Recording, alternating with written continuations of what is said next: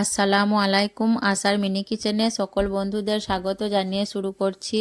আজকে আমি নিয়ে এসেছি শীতের পাঁচমেশালি সবজি দিয়ে মাছের রান্না। আর এই রান্না এতটাই টেস্টি হয় যে এই রেসিপি দিয়েই এক থালা ভাত নিমেষে খেয়ে নিতে পারবেন, সঙ্গে আর কিছুই লাগবে না।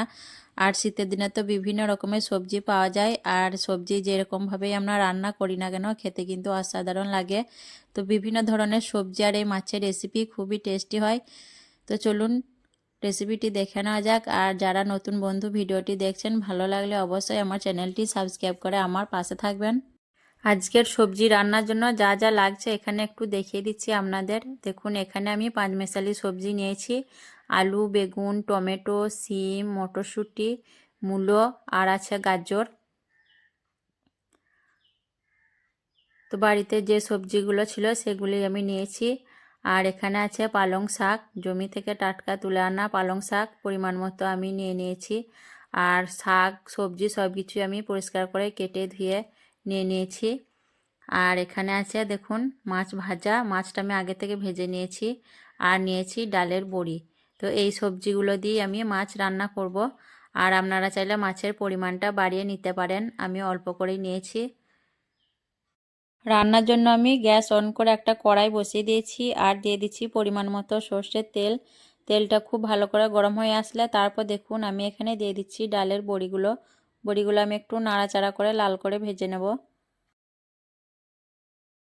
বড়ির গায়ে দেখুন লাল রং ধরে গেছে, এর থেকে আর বেশি আমি ভাজবো না। বড়িগুলো অতিরিক্ত ভেজে দিলে খেতে ভালো লাগে না।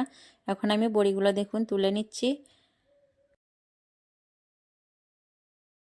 বড়িগুলো তুলে নেওয়ার পর এখানে আমি দিয়ে দিচ্ছি 1 চামচ 5 ফোড়ন। ফোড়নের জন্য দিয়ে দিলাম। দিয়ে ফোড়নটা একটু নেড়েচেড়ে ভেজে নেব যতক্ষণ না ফোড়ন থেকে একটু সুগন্ধ বেরিয়ে আসছে। তারপর দেখুন ফোড়নটা একটু নাড়াচাড়া করে নেওয়ার পর দিয়ে দিলাম দুটো মাঝারি সাইজের পেঁয়াজ কুচি। দিয়ে পেঁয়াজটা একটু নাড়াচাড়া করে নেব।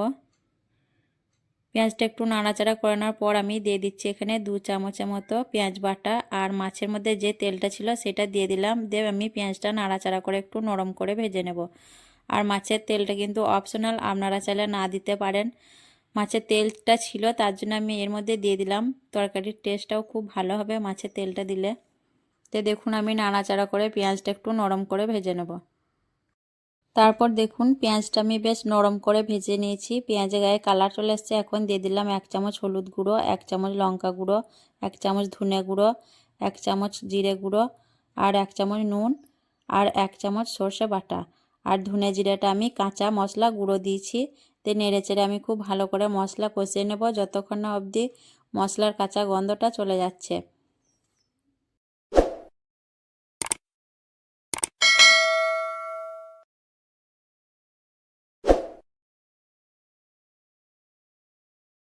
মশলা দেখুন আমি বেশ কিছুক্ষণ ধরে খুব ভালো করে কষিয়ে নিয়েছি, মশলার থেকে তেল ছেড়ে দিয়েছে। এখন আমি এর মধ্যে দিয়ে দেবো কেটে ধুয়ে রাখা সবজিগুলো।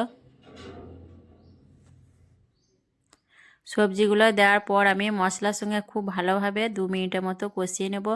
সবজিগুলো যত ভালোভাবে মশলার সঙ্গে কষাবেন তরকারির স্বাদটা ততটাই ভালো হবে। আর এরকম সবজি রান্না শীতের দিনে খেতে খুবই ভালো লাগে।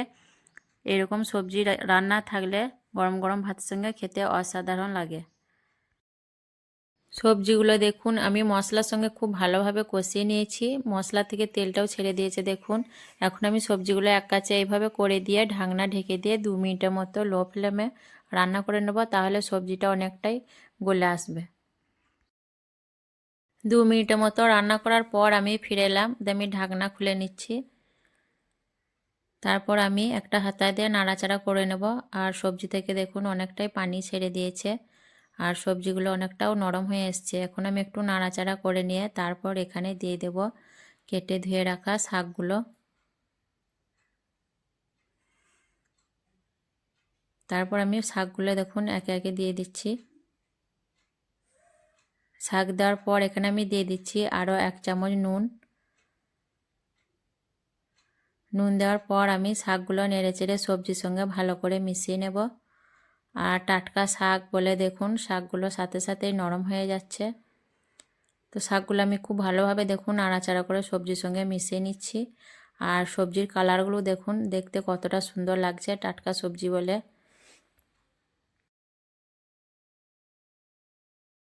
সবজিগুলো দেখুন আমি খুব ভালো করে নেড়েচেড়ে মিশিয়ে নিয়েছি, আর শাকগুলো টাটকা বলে একদম সাথে সাথেই গলে গেছে। এখন আমি 1 কাপ পানি দিয়ে দিচ্ছি কড়াইয়ে গাটা ধুয়ে, যেহেতু সবজিগুলো সেদ্ধ হবে। আর এখানে আমি বড়ি দেবো, বড়ি দিলে কিছুটা ঝোল টেনে নেবে, তার জন্য আমি 1 কাপের মতো পানি দিয়ে দিলাম। দিয়ে নাড়াচাড়া করে সব কিছু ভালোভাবে মিশিয়ে নেব। তারপর আমি আবারও ঢাকনা ঢেকে দিয়ে রান্না করে নেব যতক্ষণ অবধি সবজিগুলো খুব ভালোভাবে সেদ্ধ হয়ে যাচ্ছে।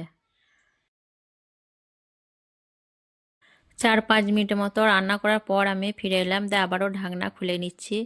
দিয়ে আমি নেড়ে চেড়ে চেক করে দেখে নেব সবজিগুলো খুব ভালোভাবে সেদ্ধ হয়েছে কিনা। সবজি তো সেদ্ধ হতে খুব বেশি সময় লাগে না, তো সবজিগুলো দেখুন খুব ভালোভাবেই সেদ্ধ হয়ে গেছে। গাজর আলু সবই ভালোভাবে সেদ্ধ হয়ে গেছে। এখন আমি এর মধ্যে দিয়ে দেব ভেজে রাখা বড়িগুলো আর ভেজে রাখা মাছ। আর এই রান্নায় অল্প মাছের মধ্যেই কিন্তু তরকারিটা খুব ভালোভাবে টেস্ট হয়। আর দিয়ে দিলাম 1 চামচ চিনি, চা চামচে। আমি নেড়ে চেড়ে খুব ভালোভাবে বড়িগুলো আর মাছগুলো ঝোলের মধ্যে মিশিয়ে দেব, তাহলে বড়িগুলো খুব ভালোভাবে সেদ্ধ হয়ে যাবে আর মাছের যে ফ্লেভার সেটাও তরকারির মধ্যে ছড়িয়ে যাবে।